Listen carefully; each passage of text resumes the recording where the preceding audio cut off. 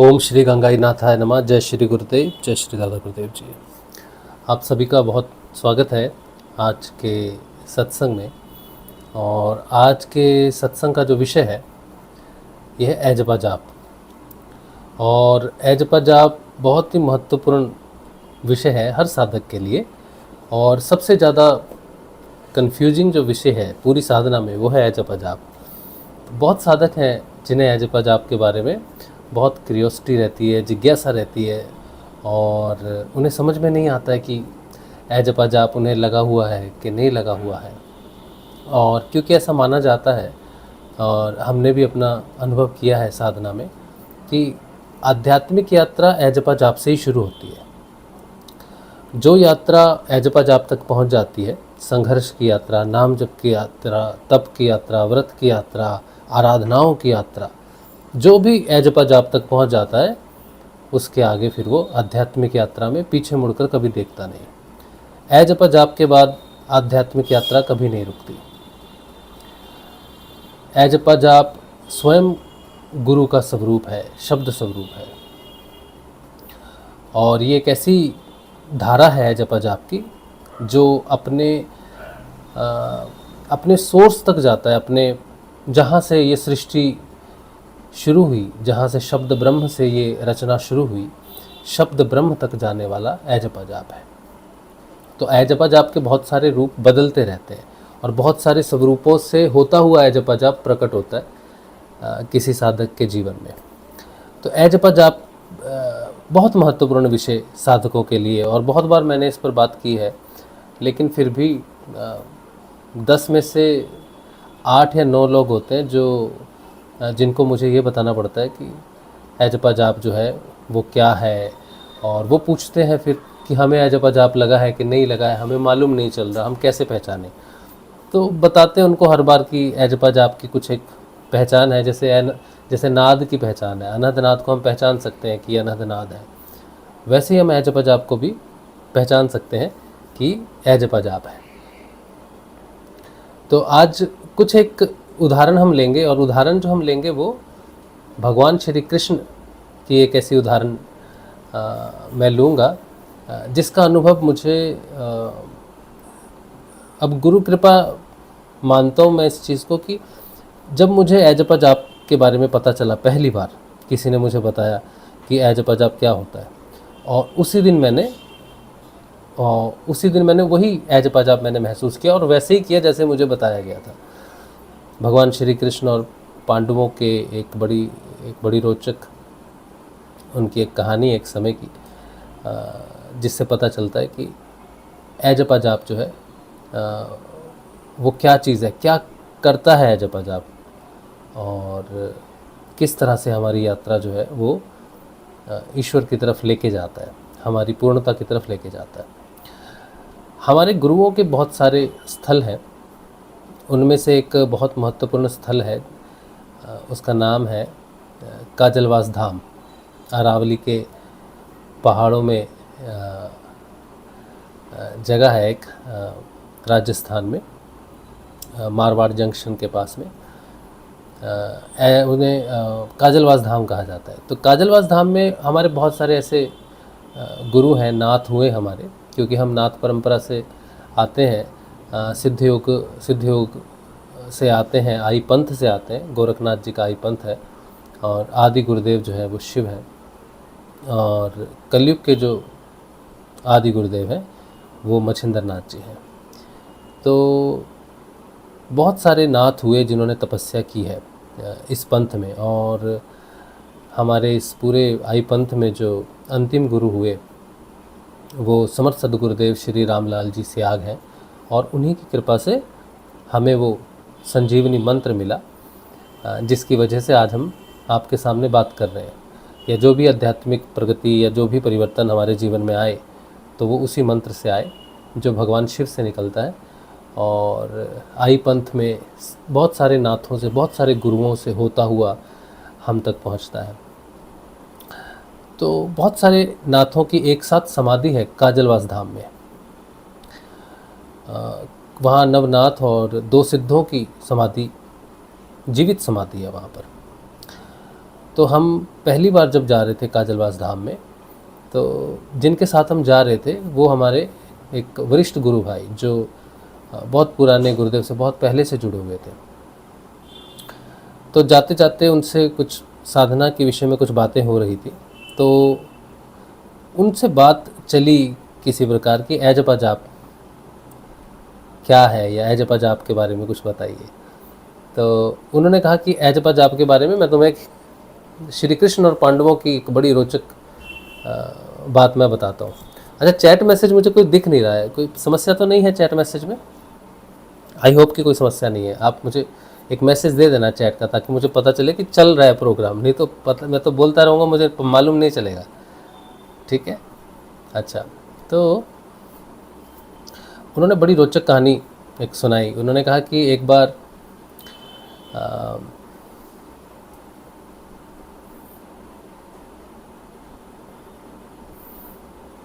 भगवान श्री कृष्ण ने कहीं बैठे थे, कहीं बातचीत हो रही थी उनकी। सभी पांडव भगवान श्री कृष्ण से कुछ बात कर रहे थे। एक उनमें से पांडव वहाँ पर नहीं था, अर्जुन वहाँ पर नहीं था, और अर्जुन शायद अपने कक्ष में सो रहे थे। तो भगवान श्री कृष्ण ने एक पांडव से कहा, छोटे पांडव से कहा कि जाओ अर्जुन को बुला के लेके आओ। तो नकुल या सहदेव कोई एक गया, और अच्छा ठीक है, सविता बारी, जय श्री गुरुदेव जी। कोई मैसेज ही नहीं आया आज सत्संग में, तो मुझे लगा कि पता नहीं क्यों नहीं आया। तो नकुल जब गए बुलाने के लिए, तो देखा अर्जुन सो रहे हैं। तो अर्जुन को उन्होंने उठाया कि उठो भैया, श्री कृष्ण बुला रहे हैं आपको, उठो। तो वो बहुत गहरी निद्रा में सोए हुए, अभी उठ नहीं रहे। तो नकुल ने बड़ी कोशिश की जगाने की, तो देखा इतनी गहरी निद्रा में अर्जुन भैया सो रहे हैं, क्यों, क्या बात है। तो बड़े ध्यान से उन्होंने देखा, तो अर्जुन के शरीर से एक कंपन हो रही थी, और वो कंपन में उन्होंने जब ध्यान दिया कि ये क्या कंपन है, तो वो उन्हें हल्की हल्की सुनाई दी, कुछ कंपन है, हल्की हल्की उनको सुनाई दी। तो उनके शरीर से, क्योंकि अर्जुन के शरीर से निकल रही थी, तो नकुल ने सोचा कि मैं कान लगाता हूँ उनके हृदय के पास और सुनता हूँ कि क्या ध्वनि जो चल रही है। तो नकुल ने अर्जुन के हृदय पर अपना कान रखा और सुनने लगे। तो ध्वनि आ रही थी, श्री कृष्ण श्री कृष्ण श्री कृष्ण श्री कृष्ण, इस तरह से ध्वनि चल रही है। अब नकुल ने सुनी, अब नकुल उठना चाहे कि अच्छा श्री कृष्ण की ध्वनि चल रही है, लेकिन अभी नकुल उठ नहीं पा रहे। नकुल अर्जुन के हृदय पे कान रख के वहीं जैसे चिपक गए गोंद की तरह, और उनकी भी आंखें बंद हो गई। अब बहुत देर हो गई, तो श्री कृष्ण ने कहा कि नकुल नहीं आए, बुलाया था अभी तक नहीं आए, दूसरे पांडव को भेजा, सहदेव भैया को भेजा, जाओ देख के आओ कहाँ रह गए दोनों के दोनों। अब ये देखते हैं तो अर्जुन सो रहे हैं और नकुल भी छाती पर सिर रख के सो रहे। ये बड़ी गजब बात है, इसे बुलाने भेजा था, ये खुद सो रहा। तो उठाया, उठो उठो श्री कृष्ण बुला रहे हैं, तो नहीं उठ रहे। अब सहदेव ने भी देखा कि क्या कंपन हो रही है इनके शरीर में, तो सहदेव ने भी अपना कान लगाया, अर्जुन के शरीर पर, छाती पर कान लगाया, तो आवाज़ आ रही श्री कृष्ण श्री कृष्ण श्री कृष्ण। अब उन्होंने सुनी, तो अब वो उठे तो उठ ना पाए, और वो भी आंखें बंद करके वहीं पर ही चिपक गए उनके साथ। अब देख रहे, बड़ी बड़ी यार ये तो अजीब बात होगी, दोनों आए नहीं। फिर भीम भैया जाते हैं, भीम भैया देखते हैं ये तीनों के तीनों सो रहे हैं। तो देखा वही काम हुआ कि देखें क्या सहदेव या नकुल क्यों नहीं उठ रहे। तो उनको उठाया और उनको देखा क्या कंपन हो रही है। तो जैसे ही कान लगाया किसी एक भाई पर, तो भीम भी वहाँ पर चिपक गए और उनकी भी आंखें बंद। अब बारी आई युधिष्ठिर भैया की। तो युधिष्ठिर भैया कहते ये तो बड़ी गलत बात है कि आपने बुलाया और ये तीनों गए और वापस ही नहीं आए, ये तो बड़ी लज्जा की बात है, मैं खुद जाता हूँ, मैं खुद जाके देखता हूँ जाके कि क्या हो रहा है जाके। तो युधिष्ठिर भैया गए युधिष्ठिर भैया ने देखा, ले चारों सो रहे एक दूसरे को पकड़ के, ये क्या समस्या है। तो युधिष्ठिर भैया ने कान लगाया कि क्या कंपन हो रही है, सुनने के लिए कि क्या है।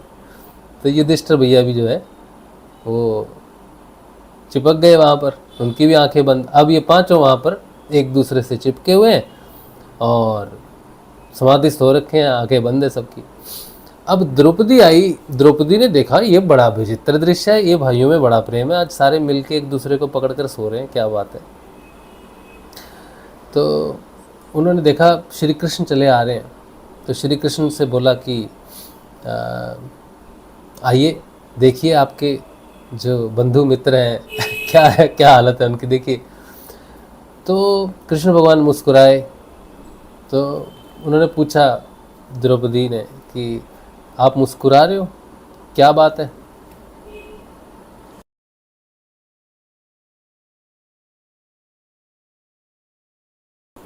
अच्छा, तो उन्होंने पूछा कि क्या बात है, ये सब एक दूसरे से चिपके हुए थे। भगवान मुस्कुराए और भगवान ने कहा तुम नहीं जानना चाहती, चलो तुम खुद देख लो आगे। तो द्रौपदी से कहा कि कान लगाओ, सुनो क्या हो रही है, कंपन, क्या कंपन हो रही है।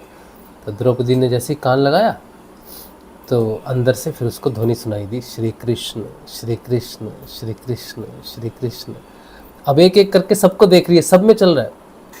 युधिष्ठिर के कान लगाया तो श्री कृष्ण चल रहा है, नकुल का चल रहा है, भीम का चल रहा है, सहदेव का चल रहा है, अर्जुन का चल रहा है, सब ध्वनि एक ही ध्वनि चल रही है पांचों में, श्री कृष्ण श्री कृष्ण श्री कृष्ण श्री कृष्ण। तब द्रौपदी ने पूछा ये क्या है। तो भगवान ने कहा यह जपा जाप है जो इन सब के हृदय में चल रहा है, हर समय चल रहा है, और यही वह जपा जाप है जो इनको मुझसे बांध के रखता है। तो ये जो विषय है जपा जाप का, ये मुझे पहली बार पता चला था, एक गुरु भाई ने जब हमें बताया था कि जपा जाप क्या होता है। तो काजलवास पहुंचते ये पूरी जो उन्होंने कहानी सुनाई, जितनी मुझे याद है, जैसी मुझे याद है मैंने आपको सुना दी। तो मैं जब पहुंचा काजलवास धाम में, तो काजलवास धाम में हमारे वो जो, जैसे मैंने कहा कि हमारे जो गुरु हुए हैं, जैसे हमारे गुरुदेव है रामलाल जी स्याग, ठीक है, वो तो अभी तो उन्होंने श्री छोड़ दिया 2017 में। और गुरुदेव जी के जो गुरुदेव हुए उनका नाम है बाबा श्री गंगाई नाथ जी। उनकी समाधि जामसर में है, बीकानेर में। गुरुदेव की समाधि भी उधर ही है। लेकिन जो बाबा श्री गंगाई नाथ जी जो हमारे दादा गुरुदेव हैं, उनके जो गुरुदेव हैं उनका नाम है भाऊनाथ जी। उनकी समाधि काजलवास धाम में है, और भाऊनाथ जी के जो गुरु हैं उनकी भी समाधि वहीं पर है। इस तरह से 9-10 गुरु जो आते हैं, 11 जो साधक आते हैं उस लीनेज में, उनकी समाधि एक ही जगह पर है।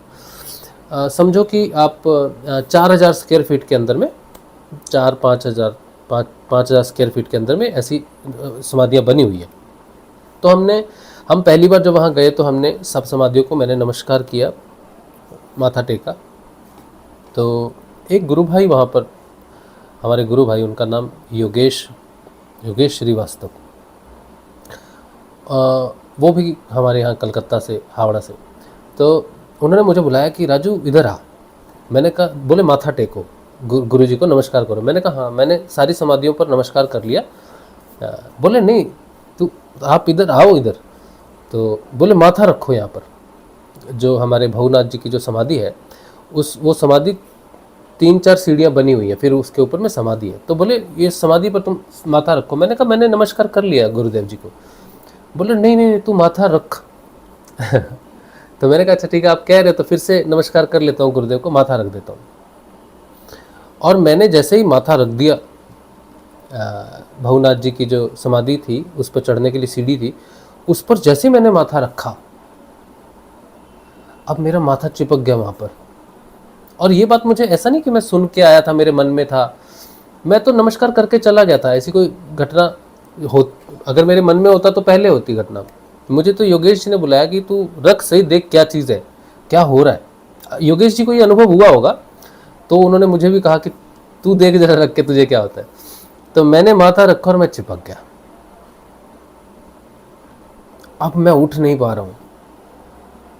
तो बोले क्या हुआ। मैंने कहा ये तो चिपक, ये तो मैं उठ नहीं पा रहा, मेरा माथा बिल्कुल चिपक गया है सीढ़ी के साथ। तो बोले हाँ। अच्छा, मेरे को फिर 3-4 ने देखा, वहाँ और भी गुरु भाई, बहुत सारे गुरु भाई गए थे, तो उन्होंने कहा चलो मैं भी, हाँ, क्या हुआ राज शिव को, क्या हुआ? तो मैंने कहा मेरा माथा चिपक गया है, मैं उठ नहीं पा रहा हूँ। भवनाथ जी ने जैसे मुझे पकड़ लिया, जैसे मुझे आलिंगन किया हुआ है, भवनाथ जी ने पकड़ा हुआ है, परदादा गुरुदेव जी ने छोड़ नहीं रहे। तो एक और आया, उसने माथा रखा, उसको भी अनुभव हो रहा। फिर एक और आया, उसने माथा रखा, उसको भी अनुभव हो रहा। इस तरह से हम 4-5 लोग वहाँ पर आए और हम 4-5 का माथा वहाँ पर चिपक गया और बड़ा आनंद आ रहा, क्योंकि एक खिंचाव महसूस हो रहा है, एक आलिंगन महसूस हो रहा है। और ये अवस्था हमारी कम से कम 4 से 5 मिनट तक रही। और फिर अचानक जैसे खुल गया। इतना हर्ष हुआ हमें, इतना उत्साह हुआ हमें, इतना आनंद आया कि भवनाथ जी, हम तो अपने गुरुदेव से कभी मिले नहीं, अपने गुरुदेव से कभी बात भी नहीं की हमने।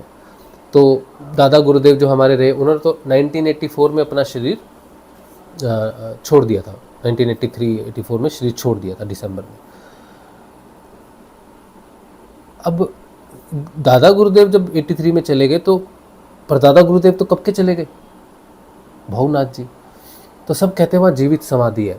और गुरुदेव कहते थे देखो, मैं जो तुम्हें मंत्र दे रहा हूँ ना, ये मंत्र जो है ये संजीवनी मंत्र है, और ये हमारे जितने भी गुरु हुए हैं, ये उन सब ने जपा हुआ है, असंख्य ऋषियों की कमाई है। गुरुदेव की एक बात आती है, जो मंत्र मैं तुमको संजीवनी मंत्र देता हूँ, जिससे तुम्हारी चेतना जागृत होगी, ये असंख्य ऋषियों की कमाई है।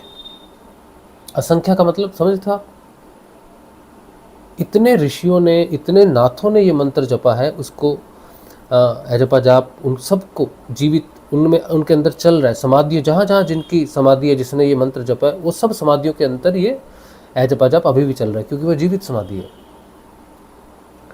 और वो मैं तुमको दे रहा हूँ। और गुरुदेव ने कहा अगर कोई श्रद्धा से इस मंत्र को जपेगा तो 15-20 दिन के अंदर तुमको इसका जपा जाप लगेगा, और जपा जाप एक बार लग गया तो फिर जपा जाप कभी छूटता नहीं है। तो रैदास जी की उदाहरण देते थे गुरुदेव, कहते हैं रैदास जी के गुरुजी ने रैदास जी से कहा कि बेटा ये मंत्र जपो, तो रैदास जी जपने लग गए।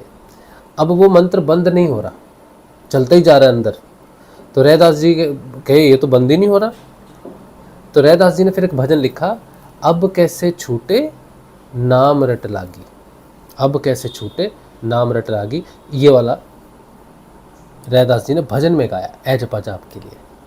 और वही जपा जाप गुरुजी ने जब कहा था कि असंख्य ऋषि ने जपाए, तो भवनाथ जी की समाधि पर जब हम चिपक के, तब हमें मालूम हुआ कि हमारी डोरी सिर्फ गुरुदेव से नहीं जुड़ी, बल्कि ये असंख्य ऋषि जहाँ से निकला, शिव आदि गुरुदेव शिव है, तो हमारी जो डोरी है वो शिव से जुड़ गई जपा जाप से।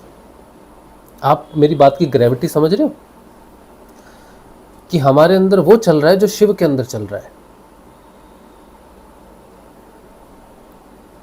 जो शिव जप रहे हैं वही अपने अंदर ऑटोमेटिकली चल रहा है जपा जाप। तो जपा जाप आप किताब से पढ़ोगे ना, कोई मंत्र ले लिया, किताब से पढ़ लिया या कहीं से सुन लिया जपा जाप, ऐसे नहीं है। जपा जाप जपा जाप होता है जो गुरु से जो मंत्र मिलता है, जो चेतन मंत्र गुरु देता है, वो उस जपा जाप, उस मंत्र ने उस गुरु को चेतन किया है। और वो एक गुरु को चेतन करता हुआ नहीं आ रहा, क्योंकि शिव स्वयं चेतन है। तो शिव से जब निकलता है, मच्छिंदर जी के पास जाता है, मच्छिंदर को चेतन करता है, गोरख को चेतन करता है, और वो सारे गुरुओं को चेतन करता करता करता हम जैसे अधमों के पास, निकृष्ट लोगों के पास पहुंचता है और हमें भी चेतन करता है। ये है जपा जाप। अब जपा जाप, ये तो मैंने बताया कि मुझे जो अनुभव हुआ कि हमें भवनाथ जी के साथ हम जब चिपक गए, इससे बड़ा प्रमाण तो हमें नहीं चाहिए कि हमारे अंदर जपा जाप चल रहा है कि नहीं चल रहा। कोई शंका हो सकती है कि पता नहीं चल रहा है कि नहीं चल रहा है, लेकिन ये घटना जब घट गई, जब आलिंगन हो गया अपने गुरु जी के साथ, वो भी उनके साथ जो जिनकी समाधि, जो तो चले गए और कहते जीवित समाधि अंदर जप रहे हैं, वो उनके साथ आलिंगन हो जाए, तो फिर कोई प्रमाण की तो आवश्यकता नहीं है आपको कि आपके अंदर जपा जाप चल रहा है। शिव है आपके अंदर, कृष्ण है आपके अंदर। और यही बात जो हमें गुरु भाई ने बताई थी कि सब एक साथ चिपक गए, मतलब सब एक साथ डोरी में बंधे हुए, 5 पांडव डोरी में बंधे हुए। वो डोरी जो नाम जप की है वो कृष्ण की है, तो आप लोग जितने भी नाम जप रहे हो, गुरुदेव रामलाल जी स्याग के जितने भी शिष्य नाम जप रहे हैं और जिनके अंदर है जप जाप चल रहा है, हम सब एक दूसरे से जुड़े हुए हैं। हम सब एक दूसरे से जुड़े हुए हैं। ये बड़ी अद्भुत घटना है। सोच के ही मन प्रसन्न होता है कि कितने हैं हम, कितने करोड़ों होंगे अब तो। करोड़ों में गुरुदेव जपा जाप बनकर धड़क रहे हैं। और जिसको जपा जाप लग गया उसने पार होना ही है। इसमें तो कोई शंका ही नहीं है, क्योंकि ये बंद ही नहीं हो सकता। इसको किसी भी प्रकार से बंद नहीं किया जा सकता। अनहद नाद जो होता है ना, जो नाद कान से आवाज सुनाई देती है, उसको बंद किया जा सकता है।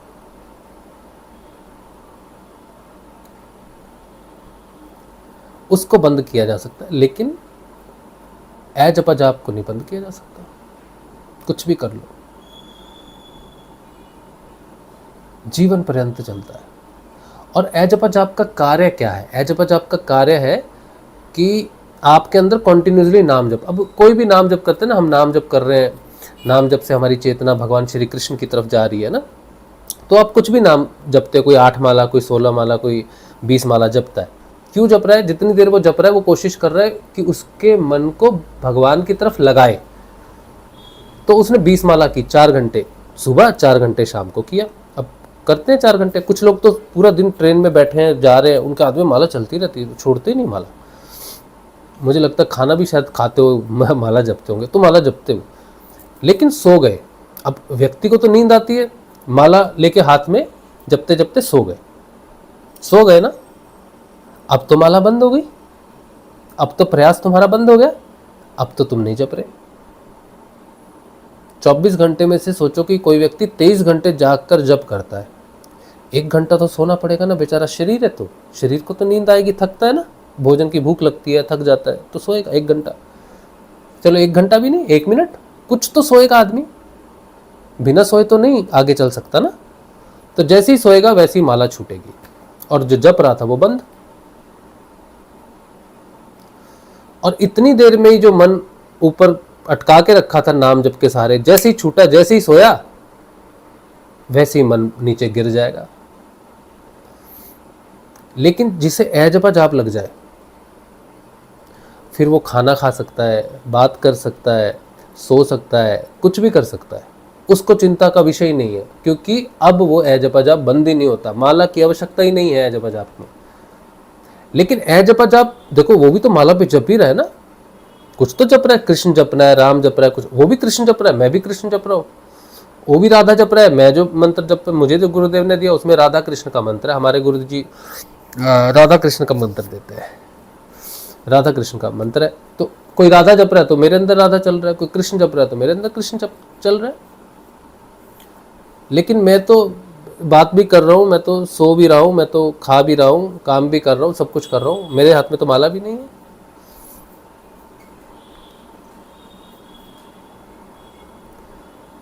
तो उसमें और मेरे में क्या अंतर है? उसको माला की आवश्यकता क्यों है, मुझे क्यों नहीं है? 1 मिनट।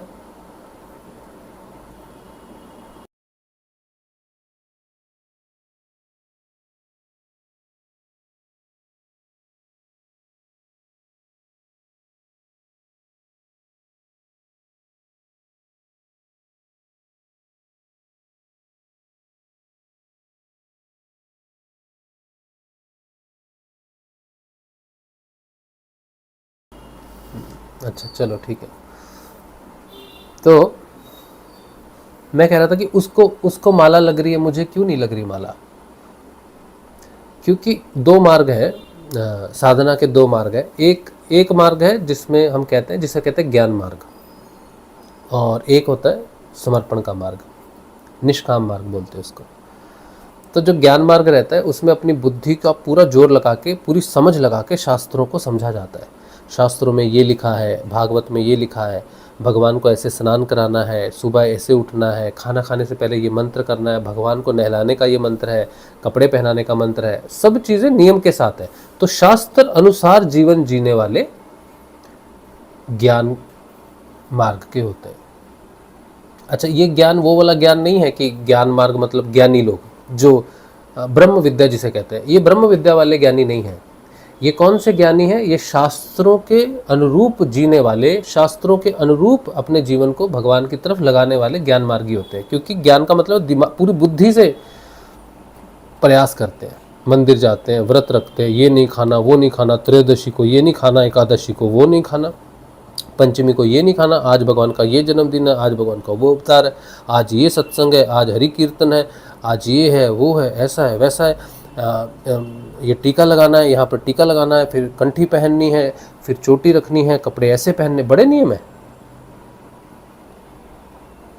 ठीक है, फिर शादी के भी नियम है, पत्नी से ऐसा व्यवहार होना चाहिए, ऐसा होना चाहिए, इतनी उम्र तक आप पत्नी के साथ रहोगे, फिर ये चले जाओगे, वो वन आश्रम, ये सब बहुत कुछ है। तो ये सारा ज्ञान मार्ग है, और इस ज्ञान मार्ग में व्यक्ति अपने आप को पूरा झोंक देता है, लगा रहता है, लगा रहता है, लगा रहता है, तो उसमें भी परिवर्तन आ जाता है। लेकिन ये बड़ा कठिन है ना, और इसमें बड़ा समय लग जाता है। और क्योंकि यहाँ पर माया से युद्ध आप बुद्धि से करते हो, तो कहीं ना कहीं माया तो माया है। ठीक है, जब तक वो आपकी भक्ति बहुत दृढ़ नहीं हो जाती, जब तक आप ऐसे भक्त नहीं हो जाते जिसके लिए अब भगवान स्वयं खड़े हो जाए कि अब मैं खड़ा हो गया तेरे लिए, तब तक तो बेचारे को बड़ी मेहनत करनी पड़ती है। लेकिन जो समर्पण मार्ग है, जो निष्काम मार्ग है, उसमें कुछ भी नहीं है। उसमें तो व्यक्ति बोझ है भगवान के ऊपर में, गुरु के ऊपर में। वो व्यक्ति अपने प्राण समर्पित कर देता है, अपना जीवन समर्पित कर देता है। गुरु आते हैं, बोलते हैं ये करना है तूने, ये एक ही चीज़ है, एक ही मंत्र है, एक ही। जैसे हम लोग का निष्काम मार्ग है, हम लोग का समर्पण का मार्ग है, हम लोग का ज्ञान का नहीं है, हम लोग का हट का नहीं है। हमको नहीं सोचना पड़ता कि आज मंगलवार है, सोमवार है, बुधवार है, शनिवार है, ये संध्या है, ये एकादशी है, ये त्रयोदशी है। हमारे लिए न समय है, न स्थान है, न काल है, न गुण है, न सतोगुण हमारे लिए मायने रखता है, न तमोगुण मायने रखता है, न रजोगुण मायने रखता है।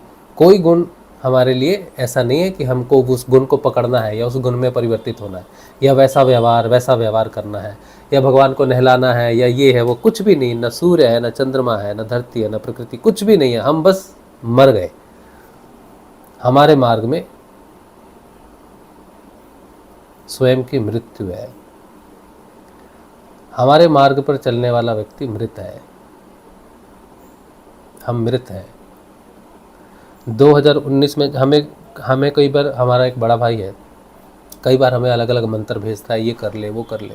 कई बार हमारी पत्नी हमको बोलती है ये अंगूठी पहन लो, कर लो, वो कर लो। कई बार दूसरे लोग भी हमें बोलते हैं कि भाई तुम ऐसा करो, वैसा करो। तो हम उन्हें समझाते हैं तो समझते नहीं हैं, तो हम उन्हें कहते हैं कि मैं एक मृत व्यक्ति हूँ, मरा हुआ हूँ। तो मरे हुए व्यक्ति से तुम कौन सा संस्कार करवाओगे? मरे हुए व्यक्ति को कोई अंगूठी क्यों पहनाओगे? मरे हुए व्यक्ति को कोई दूसरी चीज़ क्यों करोगे? तुम्हारे सामने अगर कोई शरीर में है, सामने दिख रहा है, चल रहा है, तो ज़रूरी थोड़ी है कि वो वैसे चेतन है जैसे तुम मानते हो। तो जब मर जाता है, उसका ना कोई गोत्र है, न जाति है, न लिंग है, न उसके लिए कोई दिन का मायना है, न रात का मायना है। जीवित व्यक्ति के लिए तो सारी चीज़ें हैं ना, संसार है, सुख है, सब कुछ है। लेकिन मृत व्यक्ति के लिए क्या है? कुछ भी नहीं है। तो वो चेतना जो प्रयास करती है, जो उसे व्यक्तिगत चेतना बोलते हैं। और समर्पण मार्ग में, निष्काम मार्ग में, वो चेतना जिस दिन मृत हो जाती है, उस दिन उसके अंदर आत्म चेतना प्रकट हो जाती है। व्यक्तिगत चेतना का मरना और आत्म चेतना का प्रकट होना, मैं उसकी बात कर रहा हूँ। अब जो व्यक्तिगत चेतना होती है, ये मर जाती है एक ही दिन में, ऐसा भी नहीं होता है। व्यक्तिगत चेतना आज शुरू हुई, आज जिस दिन आत्म चेतना प्रकट होती है, और व्यक्तिगत चेतना का संहार उस दिन हो जाता है। फिर धीरे धीरे आत्म चेतना अपने रूप में प्रकाशित होती है, और व्यक्तिगत चेतना धीरे धीरे अपना अंधकार में लय होकर खत्म हो जाती है। तो ये एक यात्रा है, व्यक्तिगत चेतना का पूर्ण नष्ट होना और आत्म चेतना का पूर्ण रूप से प्रकट होना, यही यात्रा है जो आत्म जागृति के बाद शुरू होती है। लेकिन आज हम जो बात कर रहे हैं, जैसे अजपा जाप की हम बात कर रहे हैं, तो अजपा जाप में हम जिस मार्ग में हैं, हम जो मंत्र जप रहे हैं, वो चेतन मंत्र है। अब जो दूसरे लोग जो माला वगैरह जपते हैं, वो भी तो बोलते हैं ना कि ये महामंत्र है। जैसे गायत्री महामंत्र है, महामृत्युंजय महामंत्र है, जो चैतन्य प्रभु ने, महाप्रभु का जो मंत्र है, हरे कृष्णा हरे राम, वो महामंत्र है। उसे कहते हैं चेतन मंत्र है, वो भी चेतन मंत्र है, महामंत्र कहते हैं उसको। समस्या क्या आती है ये जो महामंत्र जपने वालों के साथ, समस्या ये होती है कि ये एक मंत्र पर टिकते नहीं। इनका संध्या मंत्र अलग है, गुरु कान्हा को कपड़े पहनाने का मंत्र अलग है, तिलक लगाने का मंत्र अलग है। मंत्र में कोई दोष नहीं, महामंत्र है या कोई भी मंत्र है, समस्या मनुष्य की है, समस्या भक्त की है, समस्या जाप करने वाले की है। उसके पास विधि विधान बहुत ज़्यादा है, वो एक पर नहीं टिकता, पूरे दिन में अलग अलग वंदनाएं करता है। राधा का मंत्र अलग जपता है, कृष्ण का अलग जपता है, बस यहीं पर देर ही लग जाती है, यहीं पर बहुत देर हो जाती है और कई जन्मों की देर लग जाती है। यहाँ पर एक निष्ठ होने में समय लग जाता है, मुक्त होने में समय लग जाता है बंधनों से, क्योंकि यहाँ बंधन ही बंधन है, बंधन ही बंधन है, बहुत कुछ है। तो निष्काम मार्ग में जो हमारा जो सिद्ध योग का जो मार्ग है, इसमें कुछ भी नहीं है। इसमें गुरुजी ने कहा तुम्हें कुछ करना नहीं है, हमें तो स्ट्रिक्ट आदेश है गुरुदेव जी का, सारे शिष्यों को, मुझे अकेले को नहीं, सारे शिष्यों को गुरुदेव ने एक ही बात कही है। कहते मैं तुम्हें एक मंत्र दूंगा, उसको मन मन में जपना है, 2 समय मेरा ध्यान करना है, इसके सिवाय तुम्हें कुछ नहीं करना। ये गुरुदेव का आदेश में है, कुछ नहीं करने का आदेश है। क्या क्या कहा गुरुदेव ने? पहले कहा कि देखो ये मंत्र है, संजीवनी मंत्र है, राधा कृष्ण का मंत्र है। राधा जो है वो संसारिक सुख देगी और कृष्ण जो है वो मोक्ष देगा, तो दोनों यात्राएं तुम्हारी एक ही जन्म में हो जाएंगी, तुम्हें चिंता नहीं करनी है, इसलिए तुम ये मंत्र जपोगे। ये मंत्र चेतन मंत्र है, असंख्य ऋषियों ने जपा है, तुम जपोगे तो तुम्हें इसका जपा जाप लग जाएगा, उसके बाद तुम्हारी कोई टेंशन नहीं, जपने की भी टेंशन नहीं है। अभी तो मैं तुम्हें कह रहा हूँ कि जपो, लेकिन जिस दिन अजपा जाप लग गया उस दिन तुम्हें जपने की भी टेंशन नहीं। तो तुम ये मंत्र जपोगे और तुम यहाँ तक पहुंचे हो तो पहले कोई मंत्र जपा होगा, पहले कोई आराधना साधना तुमने की होगी, तो तुम यहाँ आ गए मेरे पास। अब इसके बाद तुमको वो पीछे वाला नहीं जपना है, पीछे किसी गुरु ने मंत्र दिया है, पिताजी ने दिया है, माताजी ने दिया, उस गुरु ने दिया, उस गुरु ने दिया, जिसने भी दिया है, अगर मेरे तक पहुंच गए तो अंतिम दीक्षा है। गुरुजी ने कहा मेरी दीक्षा अंतिम दीक्षा है। यहां तक पहुंच गए तो निर्णय अभी ले लो कि मेरे वाला जपना है या पहले वाला जपना है। पहले वाले से खुश हो, पहले वाला अच्छा लगता है तो जपते रहो, मेरा वाला मत जपना, कोई लाभ नहीं होगा। लेकिन अगर मेरे वाला जपा संजीवनी मंत्र तो फिर पीछे वाला नहीं जपना, क्योंकि अगर 2 जपे, 2 से ज्यादा जप रहे हो तो फिर आपको कोई इसमें लाभ नहीं होगा, फिर मेरी कोई गारंटी नहीं है। लेकिन अगर सिर्फ मेरे वाला जपा तो मेरी जिम्मेदारी है, मेरे में क्षमता है तो मैं काम कर दूंगा तुम्हारा। ये गुरुदेव के वर्ड है, शब्द है उनके। तो गुरुदेव निष्काम में गुरुदेव कहते हैं कि तुमको कुछ नहीं करना है, नाम जपना है, 2 समय ध्यान करना है, दूसरा कोई मंत्र नहीं जपा, बाकी तुमने कुछ नहीं करना है। जो खा रहे हो खाओ, जैसे रह रहे हो रहो, जिस धर्म में हो रहो, जहां जा रहे हो जाओ, जिस देवता की गुरु को सम्मान करते हो नमस्कार करो, हमको कोई समस्या नहीं है। पर नाम जब जपोगे अपने लिए बैठकर तब यही जपना, तो काम मैं कर दूंगा। इतनी बात है बस, इतनी बात है, इसी से ही काम हो जाएगा। अब देखो गुरु का कॉन्फिडेंस क्या बोल रहा है वो।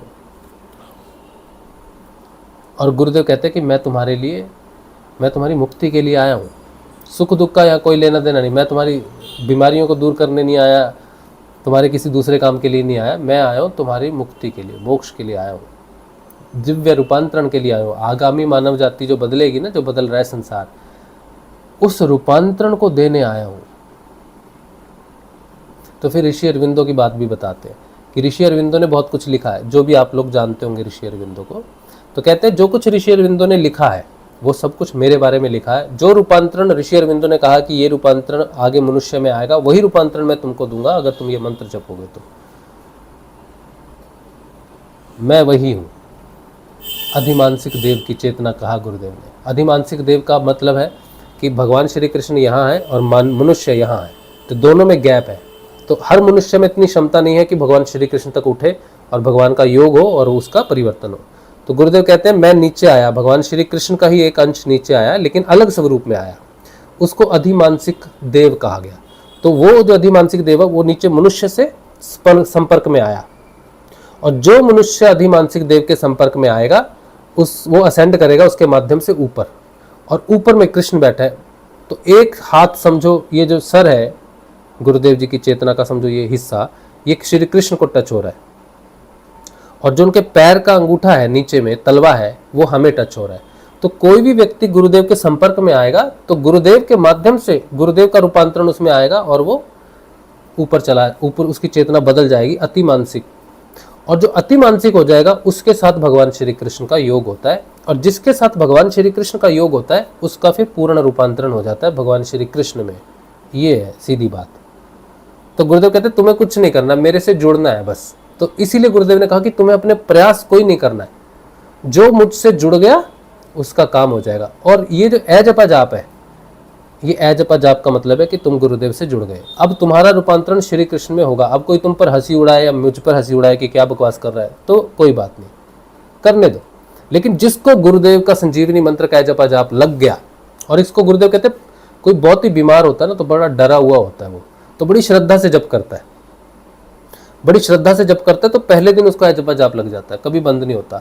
और जो लोग आते हैं टेस्ट करने के लिए कौन सा गुरु है, क्या ध्यान है, देखें क्या करके, अगर वो भी 15-20 दिन जप ले सिर्फ ये जानने के लिए कि देखो कुछ होता है कि नहीं होता है, तो 15-20 दिन में तो उनको भी जपा जाप लग रहा। बस आप श्रद्धा से आप जप लो, चेक करने के लिए जप लो कि देखे क्या होता है, टेस्ट करने के लिए भी कर लो। चलो 15-20 दिन जिसने जप लिया, और देखो मैं आपको एक बड़ी रोचक बात बताता हूँ। कुछ लोग गुरुदेव से मिले, कोई 2003 में मिला, कोई 1990 में मिला, कोई 95 में मिला होगा, कोई ऐसे मिला।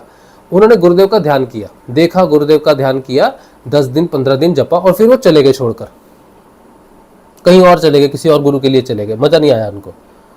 और 20 साल बाद मुझे फोन करते हैं, मुझसे जब बात करते लोग तो कहते हैं हमें ये मंत्र गुरुजी ने दिया था, हमने 10-15 दिन जपा था। वापिस मुड़ के आता है गुरुदेव के पास, और उसको वापिस लाने वाले गुरुदेव। लोग 20-20, 25-25 साल बाद वापिस आ रहे, 10 साल 15 साल बाद वापिस आ रहे, कह रहे कि हमने ये नाम जपा हुआ है, लेकिन उस समय किसी कार्य की वजह से, किसी वजह से हम कंटिन्यू नहीं कर पाए, हम करें। तो वापिस लाने वाला वो जपा जाप, उनको मालूम भी नहीं उनके अंदर वो चल रहा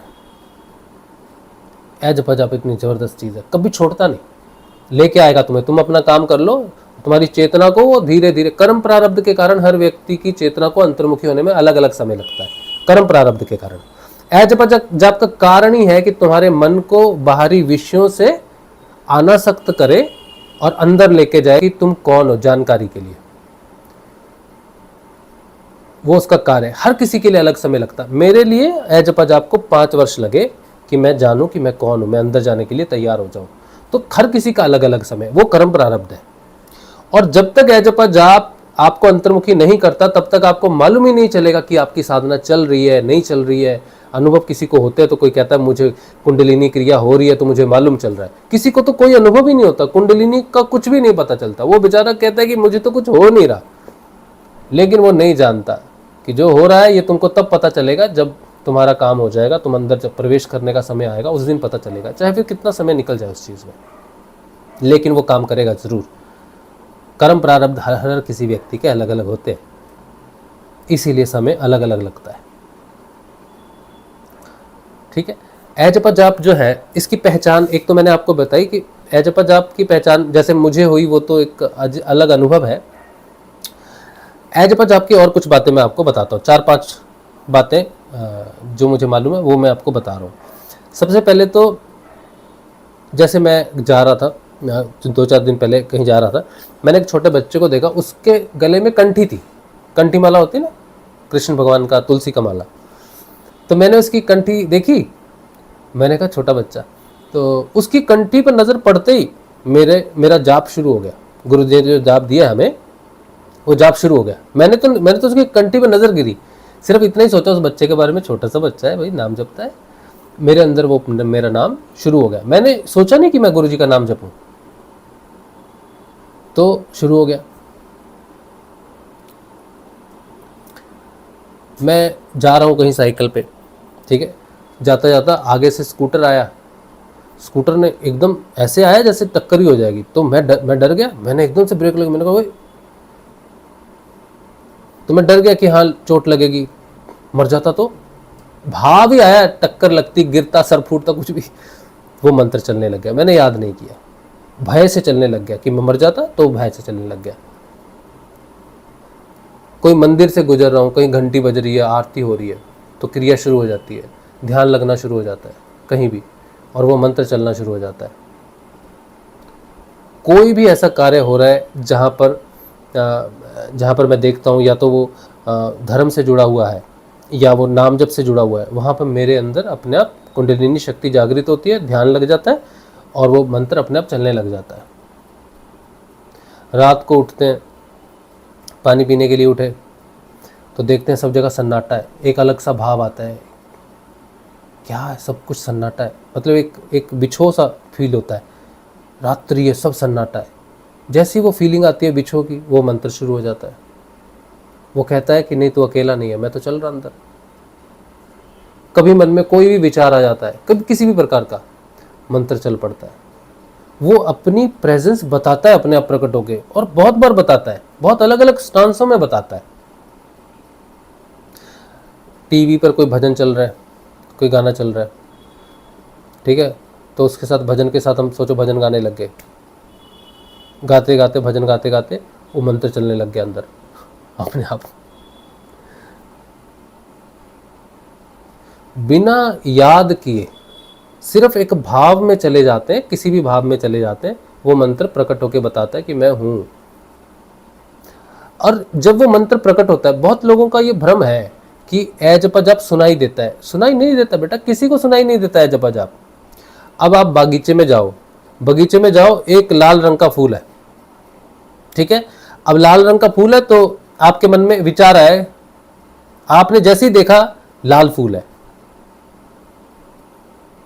ठीक है। अब मन में बोलो आप कि लाल फूल है तो ये कोई सुनाई थोड़ी दे रहा है।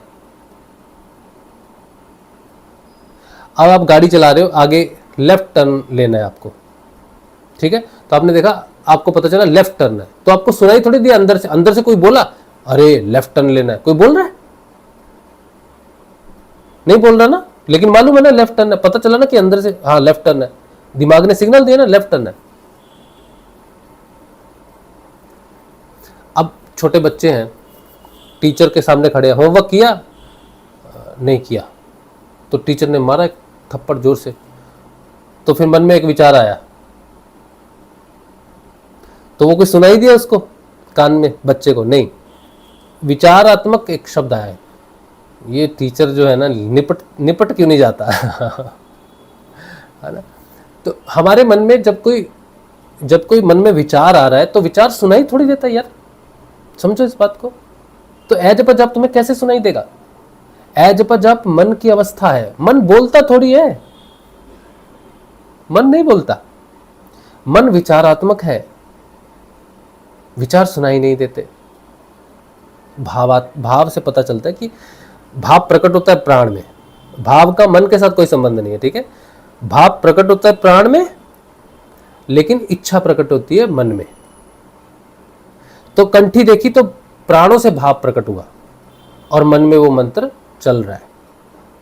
तो भाव कहीं भी टच होता है, प्राण कहीं भी स्पर्श होते हैं, प्राण कहीं भी जुड़ते हैं, प्राणों का कोई खेल होता है तो मन को सीधा संपर्क करता है। क्यों? क्योंकि प्राण डोरी है और मन है पतंग, समझे आप?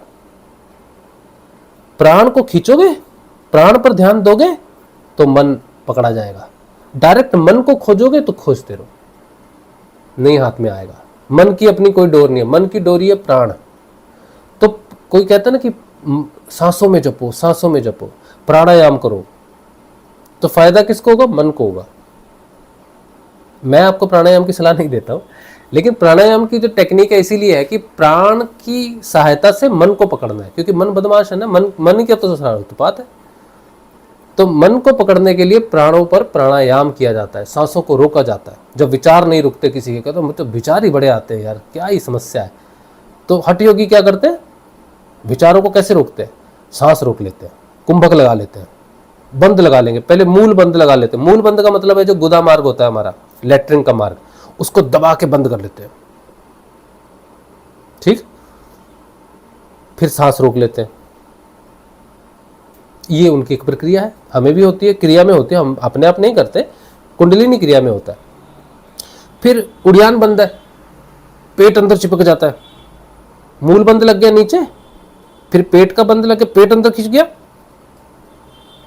सांस रुक गई, कुंभक या रेचक, तब भी विचार नहीं आता।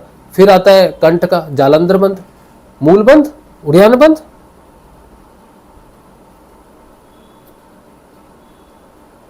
जलंधर बंध, सांस रोक दी।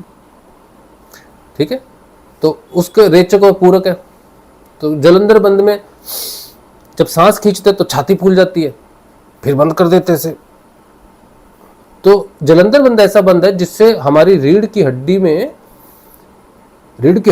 सुषुम्ना से जितना कुछ भी जुड़ा हुआ है, सारा सिस्टम, सब पर प्रेशर पड़ता है। जलंधर बंध इतना जबरदस्त है, वो अपने आप लगता है क्रिया में, कुंडलिनी क्रिया में, लेकिन हठ योगी तो खुद लगाते हैं। तो वो रोकते हैं प्राण को, ताकि मन को रोका जा सके, विचार को रोका जा सके।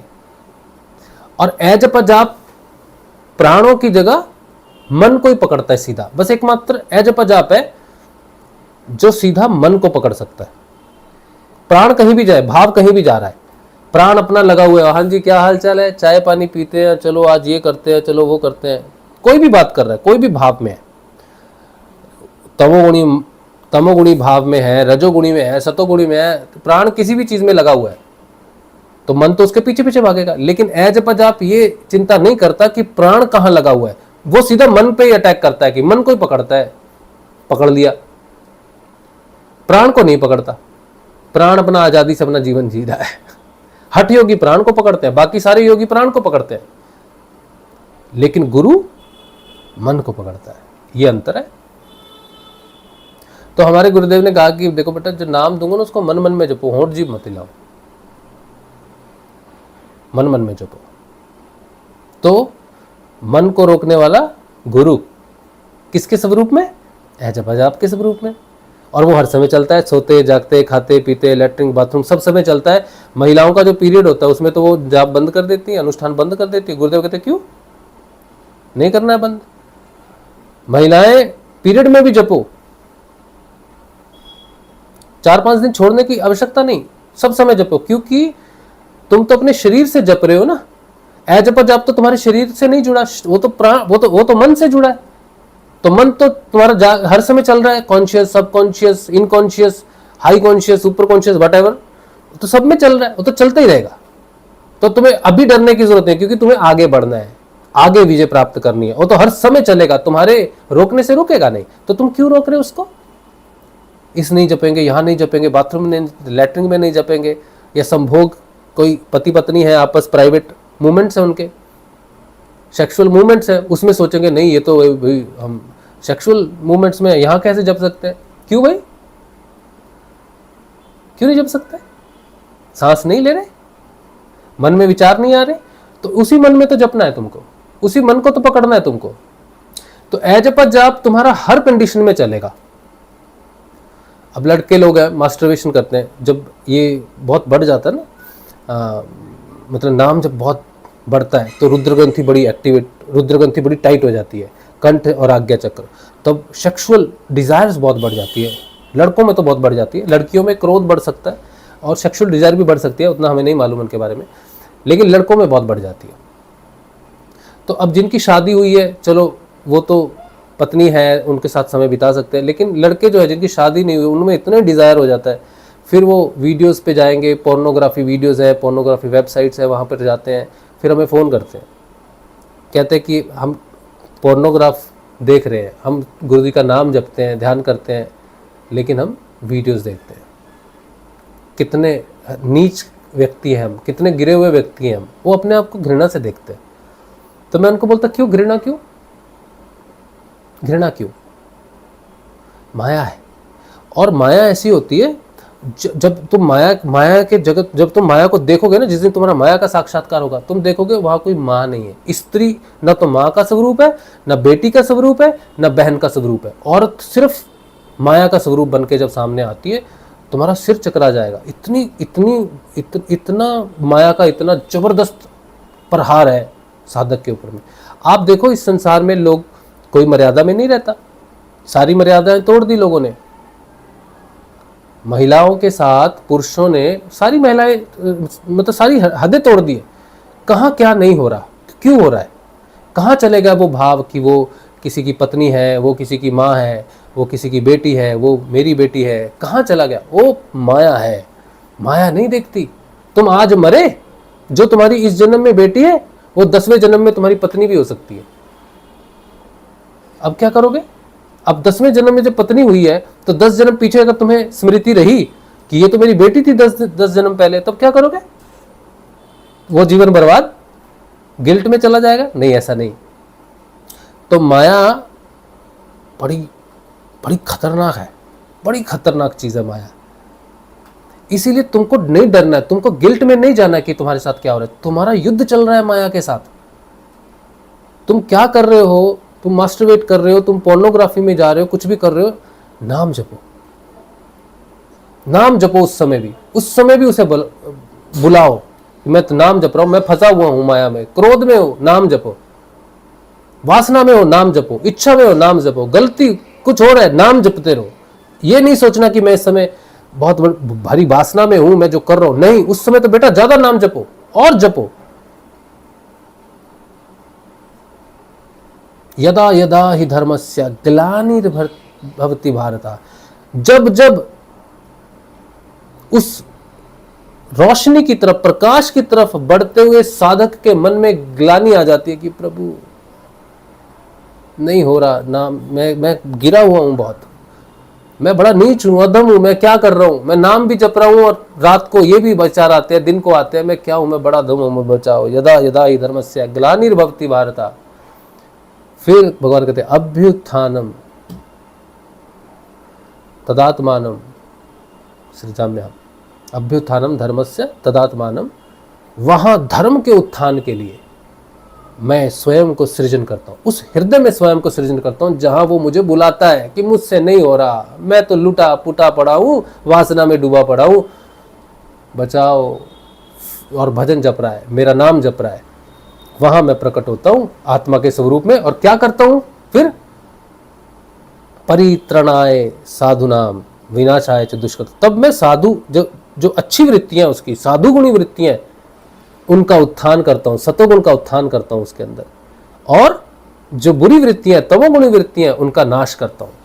परित्राणाय साधुनाम विनाशाय च दुष्कृताम। तो तुम्हारे अंदर जो दुष्ट प्रकृति है, तमोगुणी वृत्ति है, उसको नाश करूंगा, और तुम्हारे अंदर जो सतोगुणी वृत्ति है, साधुगुणी वृत्ति है, उसका उत्थान करूंगा। इस तरह से मैं हर युग में धर्म की स्थापना करता हूं हृदय में।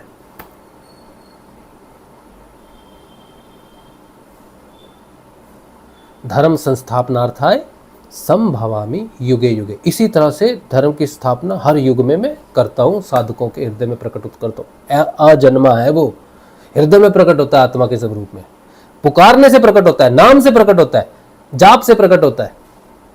जो साधक अपने आप को माया के अधीन रख के मैं तुच्छ हूं, नीच हूं, ये हूं, वो हूं, उस चक्कर में नहीं पड़ता और हर कार्य करते समय ईश्वर का नाम जपता है, गुरु का दिया नाम जप करता है, उसके लिए भगवान उसके हृदय में प्रकट होकर उसको बचाते हैं। तुम नहीं बच सकते माया से, तुम में क्षमता नहीं है अपनी वासनाओं पर विजय प्राप्त करने के लिए, उसमें है।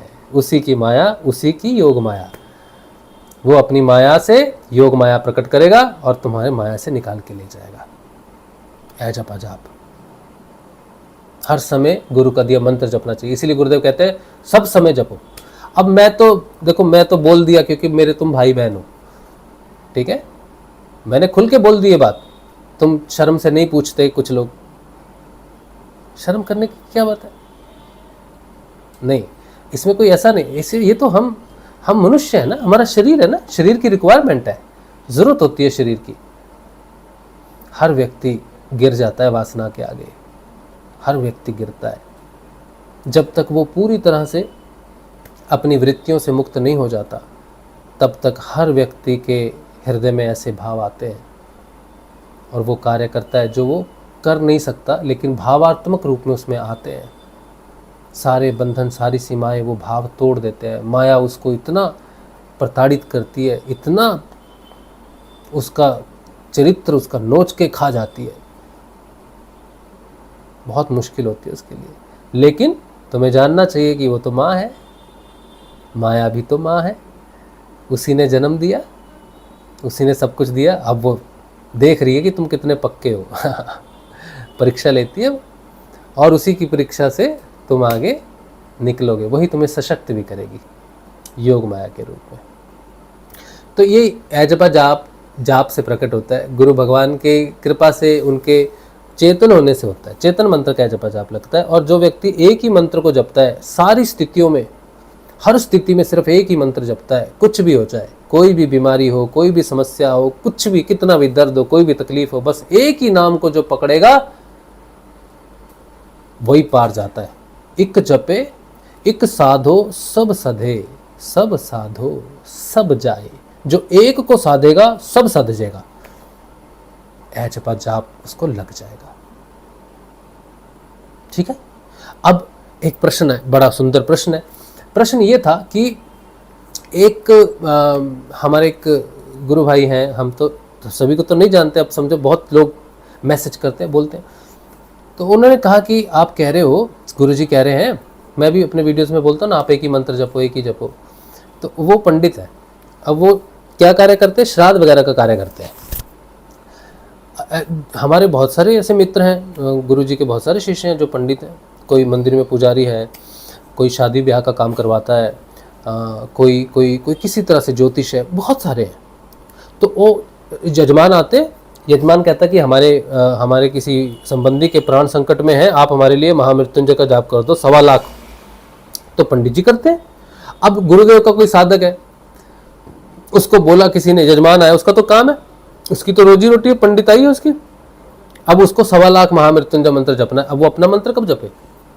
वो कहेगा मैं इसके, और वो मंत्र जप रहा है तो वो भी ऐसे ही जप रहा है, महामृत्युंजय मंत्र जप रहा है। अब सुबह हो गई, शाम हो गई, रात हो गई, जप रहा है उसके लिए जितना हो सकता है, क्योंकि यजमान को 1 महीने के अंदर 1.25 लाख देना है, 11 दिन के अंदर इतनी मात्रा देनी है। अब ये 11 दिन तो वो उसी का नाम जप रहा है यजमान के लिए, और 11 दिन बाद उसका संकल्प पूरा होगा, दूसरा यजमान आ जाएगा, भैया हमारे लिए लक्ष्मी का कर दो, हमारे लिए सत्यनारायण का कर दो, हमारे लिए ये कर दो। वो तो बेचारा क्या हो गया, ये मैं तो गुरु जी का कर नहीं सकता ध्यान, मेरा तो काम ही है देवी देवताओं के मंत्रों को जपना, यजमान की पूर्ति करना।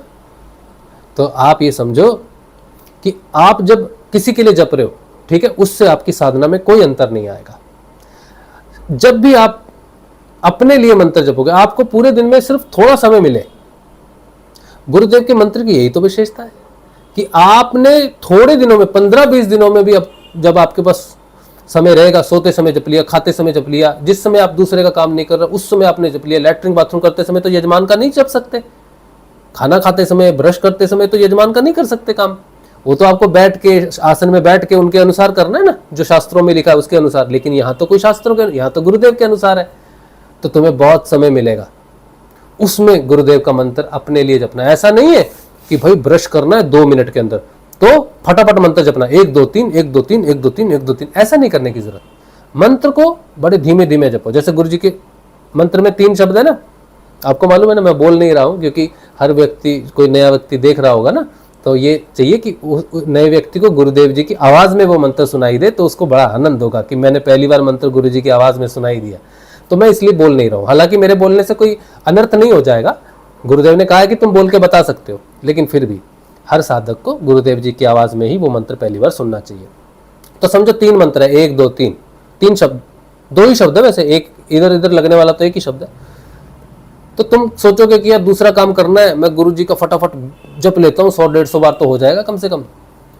उससे नंबरिंग सिस्टम नहीं है इसमें, तुमने लाख बार जपा। कुछ लोग 1.25 लाख का ये ले लेते हैं, संकल्प ले लेते हैं 1.25 लाख का, कि 1.25 लाख बार मंत्र जपेंगे गुरुदेव का। तो अरे नहीं, तुम 1.25 करोड़ बार भी जप लो, उससे लाभ नहीं है। तुम्हारे जपने से आध्यात्मिक यात्रा नहीं चलती, तुम्हारे समर्पण से चलती है, तुम्हारे गुरु के प्रति की, गुरु की आज्ञा का पालन करना है तुमको। तो तुम्हें कितना भी समय मिला, मंत्र तुम प्रेम से जपो, जैसे आराम से,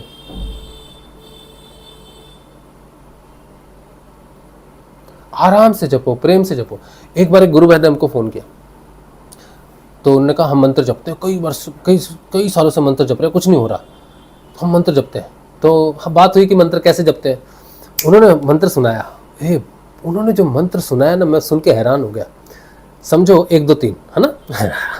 अरे हम कैसे जप रहे हैं, 1 2 3 भाव से जप रहे हैं। उन्होंने, मैंने कहा आप कैसे जपते हैं? बोले हमने बहुत मंत्र जपा है, बहुत मंत्र जपा है। मैंने कहा अच्छा कैसे? 1 2 3 1 2 3 1 2 3 1 2 3 1 2 3 1 2 3 1 2। मैंने कहा ये क्या है? ये क्या कर रहे हो? ऐसे जपते हो? बोले हाँ बहुत जपते हैं, ऐसे जपते हैं। मैंने कहा लेकिन क्यों, ऐसे क्यों जपते हो और इससे क्या होगा? बोले नहीं, जितना ज्यादा जपेंगे गुरुदेव ने कहा उतना ज्यादा लाभ होगा। मंत्र गुरुदेव ने कहा ना जितना जपोगे उतना तुमको लाभ होगा, तो उन्होंने स्पीड ही बढ़ा दी उसकी, भाव ही नहीं है कोई उसमें, सिर्फ लाभ लेना है इसका। अरे मंत्र से कोई लाभ थोड़ी लेना है, मंत्र तो गुरुदेव का आलिंगन है, गुरुदेव का सामीप्य है। तुम धीरे धीरे, मंत्र तो मंत्र ही है। अब ये सोचो व्यक्ति का हाथ है, ये उसका सिर है, ये उसका घुटना है, ठीक है।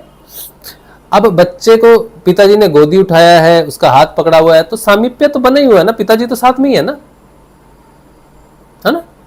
तो आप उस मंत्र के पहले अक्षर पर हो, दूसरे पर हो या तीसरे पर हो, जब आप जप रहे हो, चाहे जितने भी धीरे आप जप रहे हो, है तो मंत्र के साथ आलिंगन हुआ है ना उस समय। जैसे मैं मंत्र जप रहा हूं,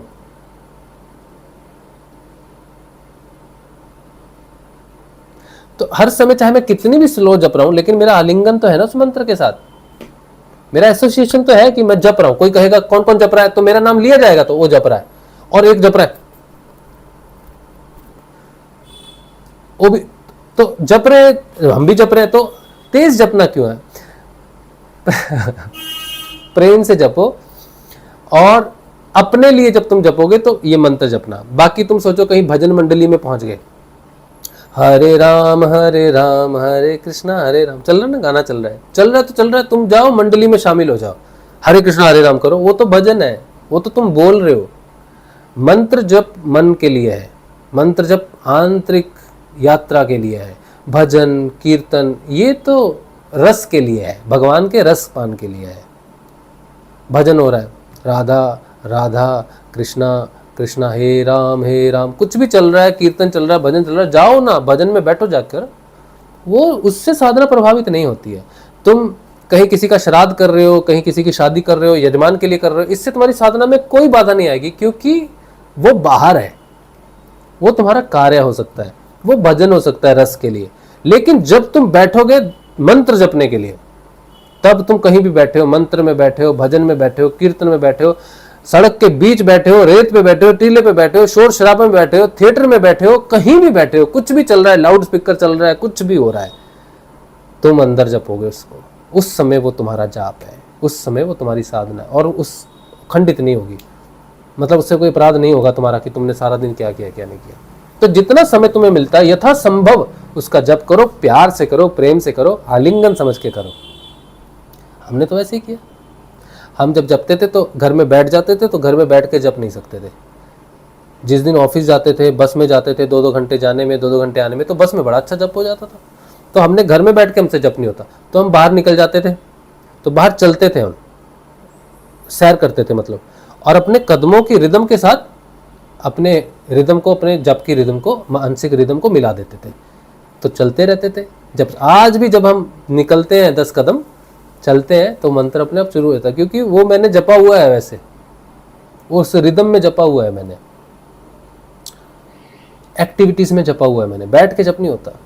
काम करते करते जपो, झाड़ू पोछा, पंखा साफ कर रहे हो, गाड़ी चला रहे हो, कुछ कर रहे हो, जहाँ पर तुम जप कर सकते हो, चलते फिरते खेलते खाना खाते समय कुछ भी करते हो, जब आप जपो तुम, उससे तुम्हें जपने में सुविधा होगी। और बैठ के जपोगे तो जपना होगा ही नहीं, वो जो बीच का शब्द है वो उच्चारण ही नहीं होगा। हम जपते थे ना तो उच्चारण ही नहीं होता था, फिर सोचते थे क्या त्रुटि हो रही है, जीभ हिल जा रही है, होंठ हिल जा रहे हैं, गुरुदेव ने कहा जीभ होंठ नहीं हिलने चाहिए, जो जीभ हिलेगी हिलेगी, होंठ हिलेंगे हिलेंगे, और बीच का मंत्र तो उच्चारण होगा ही नहीं। 10 सेकंड 15 सेकंड 20 सेकंड लगता है, क्यों नहीं हो रहा? तो ये नॉर्मल है भैया, ये नॉर्मल है, ये सबके साथ होता है, चिंता का विषय नहीं है। तुम जपो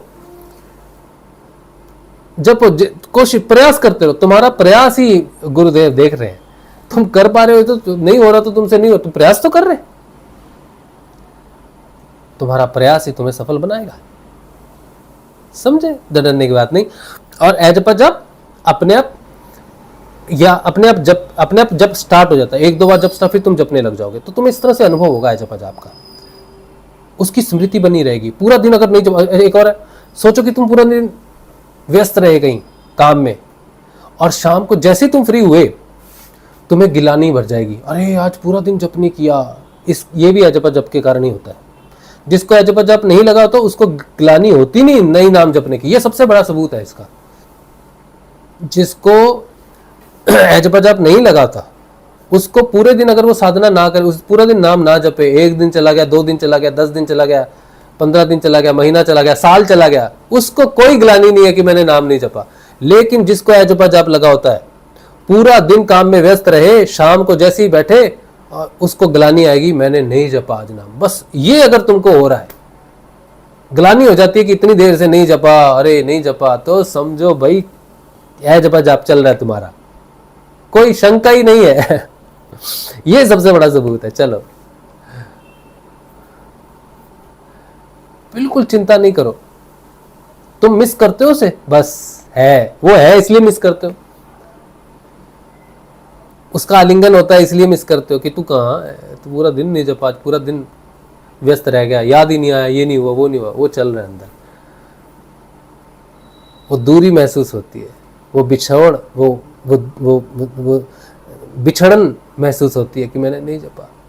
जैसे प्रेमी से दूर हो जाते हैं हम, है ना, तो वो प्रेमी है ना, प्रेम है, जुड़ा हुआ है, इसीलिए तो लगता है कि आज देखा नहीं पूरा दिन उसको, है ना।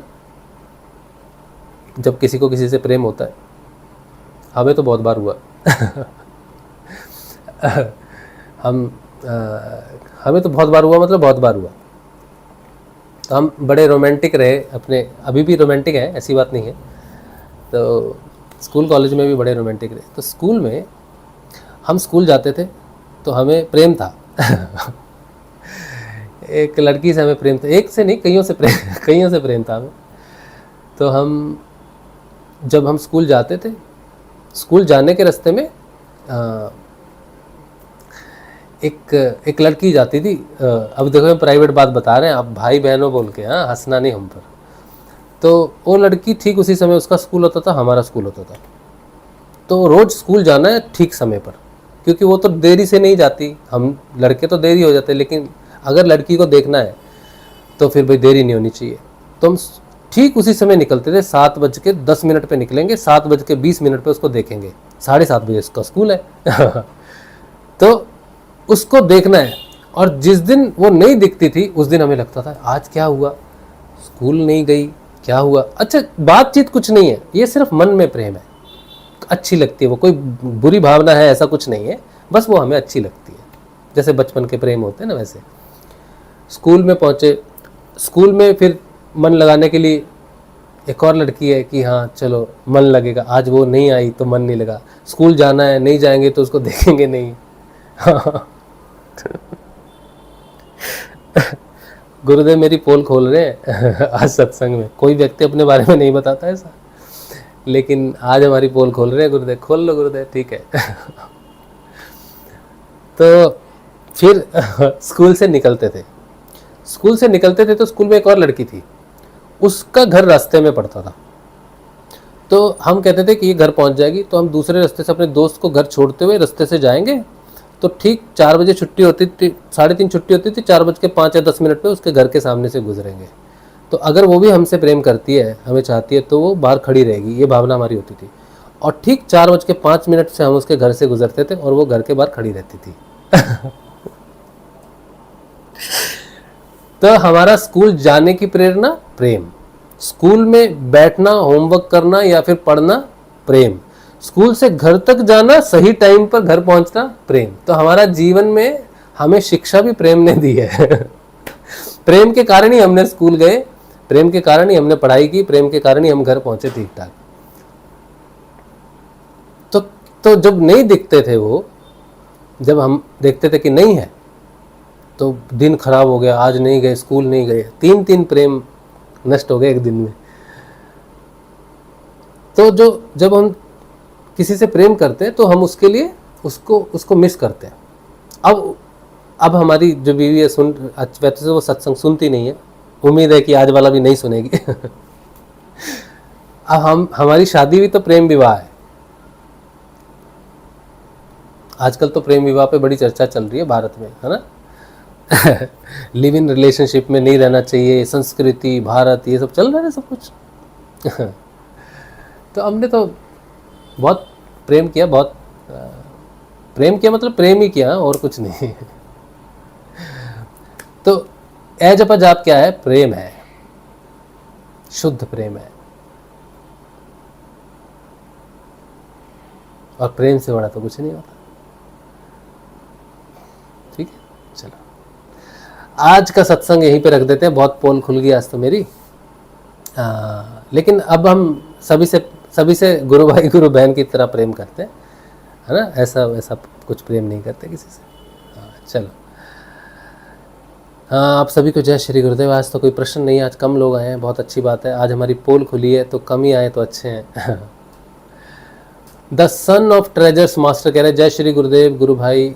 कुछ लोग जिनकी वजह से इमोशनली हर्ट हुई हूँ, उनके प्रति प्रेम का भाव नहीं आता उस समय, और मैं ज़्यादा चाहती भी नहीं उनसे मेल मिलाप, या गलत या सही पता नहीं। हाँ, तो क्रोध के कारण क्रोध प्रेम को ढक देता है। हमारी जब पति पत्नी का झगड़ा होता है तो वो उस रूम में, हम इस रूम में, हम जाते थे उस रूम में नहीं हमको आना, शक्ल ही नहीं देखनी तेरी, हम इधर ही अपने काम में लगे रहेंगे। तो ये क्रोध है ना, क्रोध बहुत भारी पड़ता है। तो क्रोध व्यक्ति जब अपने क्रोध से मुक्त हो जाता है, अपनी ईगो से, अपने अहंकार से मुक्त हो जाता है, फिर वो कहता है कि तुम जो भी कर रहा हो, कोई हमसे नफरत करता है या कोई हमें बुरा भला बोल रहा है, फिर हमें फ़र्क भी नहीं पड़ता। हम कहते हैं हाँ, बड़ी अच्छी बात है, तुम लगे रहो। तुम लगे रहो। ज़्यादातर समाज में जो लोग बुरे व्यक्तित्व के होते हैं, या फिर निंदा या किसी, वो अच्छे व्यक्ति को अपने अनुसार बदल देते हैं। बुरे व्यक्ति का प्रभाव जल्दी पड़ता है। हम कहते हैं उसने तो ऐसा किया था, मैं भी ऐसा करूँगा, तो लोग हमें अपने प्रभाव से बदल देते हैं। बुरे व्यक्ति का प्रभाव जल्दी होता है। कोई हमसे नफरत करता है, हम भी उससे इमीडिएटली नफरत करना शुरू कर देते हैं। ये होता है कि हम पर कितना कंट्रोल है किसी व्यक्ति का। लेकिन प्रेम का बेचारे का कलयुग में कम ही चलता है काम। कोई व्यक्ति सबसे प्रेम कर रहा है, उसको देख के हमारे हृदय में सबके लिए प्रेम उत्पन्न हो, ऐसा नहीं होता। लेकिन हाँ, कोई हमसे नफरत करे तो नफरत क्विकली पैदा हो जाती है।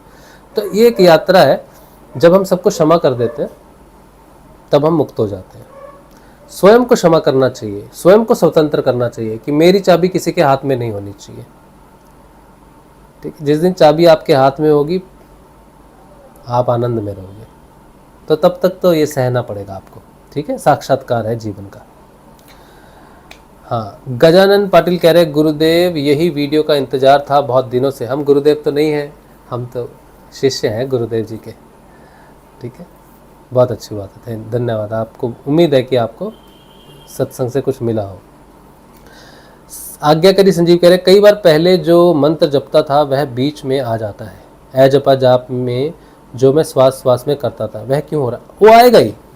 मेरा आज भी महामृत्युंजय जप आ जाता है। मैंने महामृत्युंजय जप जपा था बहुत, 10-11 साल मैंने जपा। तो आज भी कई बार हम कोई भजन गाते हैं ना, हमारे शब्द में ओम आ जाता है, कभी धुन लग जाती है ना, तो हम कहते हैं ओम त्र्यंबकम यजामहे सुगंधिम पुष्टिवर्धनम उर्वारुकमिव बंधनात् मृत्युर्मुक्षीयमामृता।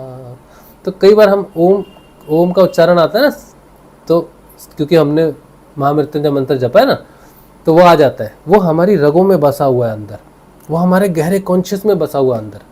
लेकिन वो जानता है कि मैंने अपने प्राणों को गुरु के मंत्र पर आश्रित किया हुआ है। अगर मेरे प्राणों पर कोई आपत्ति आती है, और मैं जानता हूँ महामृत्युंजय मंत्र प्राण बचाता है, तो कभी कोई विपत्ति आती है तो महामृत्युंजय मंत्र, चेतन मंत्र, ये जानता है कि उस समय भी मैं जिसे बुलाऊंगा वो गुरु जी का मंत्र होगा। तो अंडरस्टैंडिंग बड़ी क्लियर है शब्द के साथ। शब्द मुझे जानता है, मेरे भाव को जानता है। तो मेरे मन में कोई शब्द आता है, कभी मैं भजन गाता हूँ या कुछ भी गाता हूँ, तो वो शब्द जानता है कि इसका भाव सिर्फ भजन का ही है, यात्रा के भाव से ये मुझे नहीं जप रहा, प्रेम के भाव से जप रहा है, भगवान के प्रति प्रेम है, इसको रस लेना चाह रहा है इसलिए जप रहा है, बस महसूस उसको आलिंगन करना चाहता है इसीलिए। लेकिन इसकी यात्रा के लिए ये वो शब्द नहीं है। इसके प्राण जो बसे हुए हैं वो अलग है। तो उनको पता है कि मेरे प्राण किस में बसते हैं। जैसे एक महिला की शादी होगी, उसने सिंदूर और मंगलसूत्र लगा दिया, तो ये टैग है कि मैं विवाहिता हूँ, मैं विवाहिता हूँ, तो पता है ना कि विवाहिता है। तो इस संसार में जितना भी शब्द है उसको मालूम है कि मैं विवाहिता हूँ उस मंत्र का। ठीक है, तो वो मेरा, मैं उसका हूँ, किसी का नहीं हो सकता। बाकी सबसे बातचीत है, बाकी सबसे ठीक है, खेल है, एंजॉय है, रस है, ठीक है, लेकिन प्राण मेरा स्वामी एक ही है। तो तुम्हारा डिपेंड करता है कि तुमने अपने प्राणों का समर्पण जो है वो किस मंत्र पर छोड़ा हुआ है। और बहुत सारे लोग साधना में बैठते हैं, ओम निकला आज मेरे मन में, गुरुदेव ने मुझे अंदर से कहा है ओम जपो, आज मैं ध्यान कर रहा था, आज मैं ध्यान कर रही थी, मेरे अंदर से निकला ओम शांति, मैं वही जपूंगी। कितने साधक आए और चले गए, मैंने खुद जाते हुए देखा है, हाथ जोड़ के रोकने की कोशिश की है कि जो तुम्हारे ध्यान में प्रकट हुआ है वो नहीं जपना है तुमको। जिसको जपते जपते तुम ध्यान में गए थे उसी को जपना है। और ध्यान में जो कुछ भी हो ध्यान में छोड़ के बाहर आ जाओ। ध्यान में तुम्हें कौन दिखा, क्या दिखा, ब्रह्मांड दिखा, देव दिखा, देवी दिखी, कोई मंत्र आए, ये आया वो आया, उसको वहीं छोड़ के आ जाओ, बाहर मत लेके आओ उसको। वो तुम्हारी साधना का हिस्सा नहीं है, वो तुम्हारी यात्रा का हिस्सा है। तुमने वही मंत्र जपना है। बहुत साधक है, 100 में से कम 25 साधक ऐसे होते हैं, 25 से 30 जो साधना छोड़ देते हैं। किस चक्कर में? मेरे अंदर से ये मंत्र प्रकट हुआ है, मेरे अंदर से गायत्री मंत्र प्रकट हुआ है, और मेरे अंदर से ये आवाज आई है कि बेटा आज से तुझे गायत्री मंत्र ही जपना है। अरे चुप। वो माया है, वो नहीं चाहता कि तू जप के इस रास्ते पर आगे बढ़े। तुझे रोक दिया और तू तो दिमाग से कमजोर है, रुक गया और तूने रास्ता ही बदल दिया। गुरु ने जो मंत्र दिया है उसी को लेके जाओ, उसी को लेके आओ। रास्ते में बहुत सारे अवरोध आते हैं, बहुत सारी चीजें आती। तुमने पिछले कुछ जपा हुआ है, कोई गुरु जी आ जाएगा तुम्हारे ध्यान में बैठे, तुम पुराना गुरु तुम्हारा ध्यान में आ जाएगा, माया तुम्हारे पुराने गुरु का स्वरूप धर के आ जाएगी। बेटा तू मुझे छोड़ के चली गई, क्यों चलेगी छोड़ के बेटी? वापिस आ जा, मैं तुझसे प्रेम करता हूँ, तेरी साधना आगे बढ़ेगी, मेरे पास बढ़ेगी। तो माया गुरु का स्वरूप धर के आ जाएगी पुराने वाले का। ये बड़ी ठगनी है, माया बड़ी ठगनी है भैया। तुमने जिस गुरु को होशो हवास में समर्पित किया उसको ध्यान में जाके मत छोड़ दो। अंदर तुम जाओगे ना, अंदर माया है, युद्ध चल रहा है तुम्हारा, तुम हार के आ गए। नहीं करना ऐसा। जिस मंत्र को जप रहे हो होशोहवास से, उसी के साथ रहो, टिके रहो, उसी से ही माया कटेगी। ये बात बड़ी ध्यान से सुन लेना, पूरा वीडियो देखना। अगर शॉर्ट देखा ना तो पूरा वीडियो देखना है जब जाप पर। अगर इसका शॉर्ट मैं बनाऊंगा तो शॉर्ट देख रहे हो ना तो पूरा वीडियो देखो जाके एजपा जाप पर प्लीज। अच्छा चलो, कहाँ थे हम लोग? तो कोई बात नहीं संजीव, आने दो मंत्र, चिंता कोई बात ही नहीं है। गुरु भाई दादा गुरुदेव कौन से अखाड़े से थे, पता है क्या आपको? देखो नाथों का अखाड़ा है अस्तंभोर, अस्तलभोर ना अस्तंभोर, हरियाणा में है, वो अखाड़ा है। लेकिन गुरुदेव आई पंथी थे, पंथ के हिसाब से गुरुदेव आई पंथ से थे। और आई पंथ इसलिए कहा जाता है क्योंकि शक्ति कुंडलिनी जागृत होती है इसमें, गुरु कृपा से कुंडलिनी शक्ति जागृत होती है, और कुंडलिनी शक्ति के माध्यम से हमारी आगे की सारी क्रिया योग पूरा कुंडलिनी शक्ति स्वयं करवाती है, और इसीलिए इसको आई का पंथ कहा गया है, शक्ति का पंथ कहा गया है। तो अखाड़ा तो मुझे नहीं मालूम, लेकिन पंथ जो है आई पंथ है। अखाड़े वाली चीज अलग है, ठीक है। अखाड़ों में बहुत भिन्नताएं होती हैं। आई पंथ का एक ही, आई पंथ में कई अखाड़े हो सकते हैं, समझ रहे हो मेरी बात? कोई हेड बन के बैठ जाए, कोई साधु है, वो कहे आज से मैं हेड हूं, और आज से हमारे अखाड़े का नाम है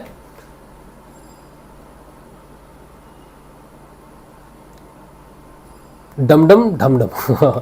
मैंने अखाड़ा बना दिया, चलो मैंने कह दिया डमडम ठमठम, ये मेरे अखाड़े का नाम है। और कुछ लोग जो है, जो हमारे साथ हैं, जो हमको अच्छा मानते हैं, हाँ भाई ये ठीक है, वो सारे मेरे अखाड़े में आ गए, आज से उनका अखाड़ा हो गया डमडम ढमडम। वो कहेंगे किस अखाड़े से हो? हम डमडम अखाड़े से हैं। कौन सा पंथ है? आई पंथ है।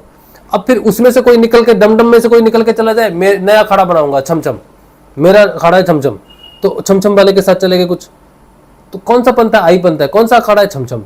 तो अखाड़े एक अहंकार से अलग होना है, द्वैतवाद है अखाड़ा।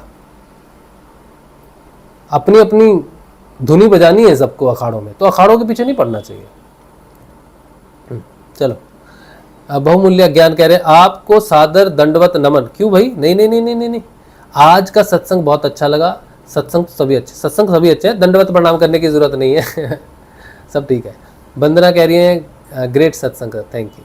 मनोहर चीने कह रहे हैं आपको हार्दिक प्रणाम, सत्संग में बहुत आनंद आया मुझे भी बहुत अच्छा लगा। उम्मीद है कि वो मेरा वो प्रेम प्रसंग आपको ज़्यादा ना भाए राम सिंह कह रहे हैं यदि किसी से बात करें गुरुदेव के योग के बारे में तो लोग हंसते हैं मेरे ऊपर और पूछते हैं तुम्हें क्या मिला। तो तुम कहो मुझे कुछ नहीं मिला और नाचो, नाच के और हंसाओ उनको, कुछ तो करो, तुम्हारा नाम तो जुड़े पागलों में दिनेश लोहार कह रहे हैं आज बड़े नए कपड़े पहने, क्या बात है। आज मुझे प्रेम प्रसंग बताना था ना जपा जाप का, तो मैंने कहा कुछ थोड़ा सज धज के बैठते हैं, प्रेम की बात होनी है, जपा जाप की बात होनी है आज। नमस्कार गुरु भाई, शांत से, ठीक है जी, नमस्कार जी। मनोहर कह रहे हैं उम्र के साथ अक्सर सभी के साथ घटता है। हाँ, प्रेम तो सभी को होते हैं, ठीक है, प्रेम के बिना क्या जीवन है। चलो, अमित तोमर कहे गुरु भाई ये मेरे साथ भी हुआ है, मुझे पहले गुरु दिख जाते हैं सपने में, जो कि मैं 1 साल से गुरुदेव रामलाल जी स्याग से जुड़ा। हाँ, तो दिखेंगे, सपने में दिखेंगे, ध्यान में आएंगे, माया सब रूप धर के आएगी, चिंता मत करो। सारे प्रपंच करने हैं उसने, तगड़े तगड़े प्रपंच करती है वो उसको नमस्कार करो, हे माँ कुंडलिनी तेरा ही सब रूप है, तू ही नहीं आगे लेके जाना है, अब तू जैसे नाचना चाहती है नाच, जैसे नचाना है नचा ले, जय गुरुदेव, मंत्र चालू रखो, ठीक है। चलो, आज हमें उम्मीद है कि जपा जाप के विषय में आपके बहुत सारे प्रश्नों का जो है उत्तर मिला हो आपको, और सत्संग आपको साधना में आगे बढ़ने में सहायता करे, ऐसी हमारी शुभकामना है। राखी की आपको बहुत शुभकामना है। और किसी को भगवान श्री गुरुदेव की जानकारी चाहिए निःशुल्क, तो अभी तो हम व्हाट्सएप नंबर देते हैं, पर कुछ दिनों में हम, हमारी एक वेबसाइट है satyavan.org, उस पर हम अपलोड कर देंगे पूरा एक फोल्डर, तो वो लिंक दे दिया करेंगे, लेकिन अभी तो काम नहीं हुआ उसका, तो अभी तो हम व्हाट्सएप पर ही दे सकते हैं आपको। तो हमें व्हाट्सएप करेंगे, लिखेंगे राजश्री भैया हमको गुरुजी की जानकारी दो, और फ़ोन की आवश्यकता नहीं फ़ोन करने की, मैं बहुत ज़्यादा व्यस्त हो गया हूँ, बहुत ज़्यादा व्यस्त हो गया हूँ, मैं आपको बता नहीं सकता, बहुत ज़्यादा व्यस्त, मतलब बहुत ज़्यादा व्यस्त हो गया हूँ, और मुझे फ़ोन अभी बंद करना पड़ रहा है। मैं फ़ोन, जब मुझे थोड़ी शांति चाहिए कि मैं अभी बात नहीं करना चाहता, क्योंकि मेरा अपना भी चलता रहता है ना अंदर सिस्टम, तो मुझे फ़ोन बंद करना पड़ता है। बहुत सारे फ़ोन मेरे सामने बजते रहते हैं, मैं सोचता हूँ कि मैं उठा नहीं पाता हूँ, तो उसके लिए तो मैं क्षमा प्रार्थी हूँ कि मैं फ़ोन नहीं उठा पाता हूँ, क्योंकि बहुत ज़्यादा ऑक्यूपाइड हो गया हूँ। बहुत सारे लोग जुड़ते हैं ना, तो हमारा चैनल ऐसा कोई हंसी मजाक का चैनल तो है नहीं कि लोगों ने देखा ही हा हू चले गए। लोग देखते हैं गंभीरता से, और वो जानना चाहते हैं, हम तो खुद चाहते हैं कि आप जानो, गुरुदेव के बारे में जानकारी लो। तो जानकारी देने में कुछ लोग पर्सनली बात करना चाहते हैं, वो लोग ये नहीं समझते कि हम कोई विशेष व्यक्ति नहीं हैं, हम गुरु नहीं हैं, हमसे बात करने से आपका कोई उद्धार नहीं होगा, और ना ही आपको हमारी समस्या बताने से हम उसका समाधान कर सकते हैं। ऐसे समझते नहीं हैं लोग। वो चाहते हैं कि हम उनसे बात करें, जबकि कोई लाभ नहीं है हमसे बात करने का, कोई लाभ नहीं है। जो भी लाभ है ये सत्संग में, हम अपनी सारी बातें सत्संग में बताते हैं आके। आप नियमित सत्संग देखने की क्षमता रखो। अगर आप मेरा 1 घंटा 2 घंटा लेना चाहते हो, तो आप सत्संग देखने के लिए भी अपना 1 घंटा 2 घंटा देने की कोशिश करो, तब तो हम माने कि आप कुछ ढूंढ रहे हो। लेकिन आपको व्यक्तिगत रूप से मेरे से बात करनी है, तो मैं सच कहता हूँ, मेरे में उतनी क्षमता नहीं है कि मैं इतनी लंबी लंबी इतनी बातें करूँ। बहुत ऑक्यूपाइड हूँ, बहुत ज़्यादा, मतलब। तो मैं आपसे रिक्वेस्ट करता हूँ कि आप मुझे व्हाट्सएप करें, हम आपको जानकारी व्हाट्सएप के माध्यम से भेज देंगे। वॉइस कॉल कर दें, अगर आप बात सुनना चाहते हैं वॉइस कॉल कर दें, वॉइस हम आपकी पूरी सुन लेंगे, फिर हम आपको मैसेज भेज देंगे, ऐसा भी हो सकता है, ठीक है। चलो, और सत्संग में सहयोग करें, बिना सहयोग के सत्संग नहीं चलता है, और बस सत्संग में सहयोग करें। अगर आपको अच्छा लगे तो करो, सत्संग में सहयोग कीजिए, लेकिन लाभ नहीं होगा आपको कोई, यही समस्या है बस। अगर कहीं लाभ हो, ये हमारा नंबर है 8777211139, इसी पे आप सहयोग भेज सकते हैं, राजू शर्मा के नाम से आएगा। हम किसी को कुछ दे तो सकते नहीं, तो हमें कोई क्यों ही कुछ देगा। गुरुदेव कहते थे हमेशा कि मैं किसी से कुछ नहीं लेता, क्योंकि मैं किसी को कुछ नहीं देता हूँ। तो वही स्थितियाँ हैं। सत्संग फ्री है, ये भी समस्या है और आध्यात्मिक जो जो भी बात होती है, ये तो ना बेची जा सकती है ना खरीदी, ये तो दान पर चलता है, दक्षिणा पर चलता है काम। तो और सबसे बड़ी समस्या ये होती है कि लोग जब मंदिरों वगैरह में दान करते हैं तो उनको पुण्य दिखता है, सत्संग में कोई पुण्य नहीं। सत्संग तो पुण्य को नष्ट करता है। सत्संग में अगर आप दान करोगे तो वो कर्मों को नष्ट करता है। जीवन में जो आपका जन्म का कारण बनेगा आगे, वो आपको मोक्ष की दिशा में लेके जाएगा। तो वो पुण्य भी नष्ट करता है, पाप भी नष्ट करता है। सिर्फ सत्य को उजागर करता है, सत्य की तरफ आपको लेके जाता है। और सत्य का पथ जो है वो अग्निपथ है, बहुत मुश्किल है। कोई व्यक्ति नहीं चाहेगा कि वो दान करे और उसके जीवन में अग्निपथ शुरू हो जाए, सत्य आ जाए। इस कलयुग में सत्य को कोई अपने जीवन में नहीं लाना चाहता, लेकिन फिर भी कोई होंगे बिरले। तो आप कभी भी सत्संग में सहयोग करो तो किसी अपेक्षा से मत करो, ठीक। चलो, अच्छा, मुझे शिवम शर्मा डिजिटल मार्केटर, अच्छा, हमारे चैनल की भी थोड़ी मार्केटिंग कर दो भाई। तो कोई दूर तक जाता ही नहीं है हमारा चैनल कहीं, है ना। मुझे गुरुदेव के दर्शन करने हैं, क्या करना होगा? गुरुदेव के दर्शन के लिए गुरुदेव की आज्ञा का पालन करो, उनका दिया हुआ मंत्र जप कीजिए, उनका ध्यान कीजिए, दर्शन जरूर होंगे।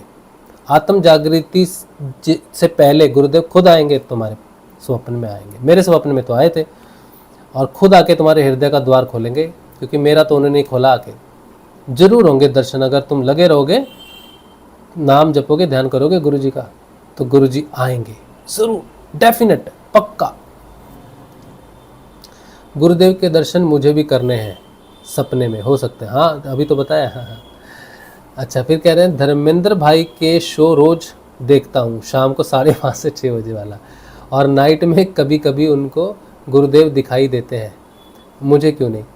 मैं तो यही कहूँगा कि आप धर्मेंद्र भाई साहब से थोड़ा दूर ही रहे, क्योंकि वो थोड़े अलग लाइन में मुझे लग रहा है कि चल रहे हैं। लेकिन अब चला रहे हैं गुरुदेव, किसको कहाँ चला रहे हैं तो गुरुदेव की जिम्मेदारी है। लेकिन हम ये मानते हैं कि उनकी वो जो कर रहे हैं ना, भूत प्रेतों वाला सिस्टम, मुझे ठीक नहीं लगता। तो मैं तो आपको यही कहूँगा कि आप गुरुदेव का नाम जपो, ध्यान करो, बाहर से किसी से उम्मीद मत रखो, ना धर्मेंद्र से रखो, ना राजशिव से रखो, किसी से मत रखो। नाम जपो, ध्यान करो, सत्संग अच्छा लगा तो देखो, बाकी धर्मेंद्र जी अच्छे लगते हैं देखने में तो उन्हें भी देखो, मज़े करो, कोई दिक्कत नहीं है। नीलम राठी कह रहे हैं जय गुरुदेव सर, जय गुरुदेव जी। चलिए, आज का जो सत्संग है ये भगवान श्री गुरुदेव के श्री चरणों में रख देते हैं, और कल मिलेंगे। कल संडे है तो देखते हैं कल क्या होता है, कल का कल देखेंगे। जय श्री गुरुदेव, जय श्री दादा।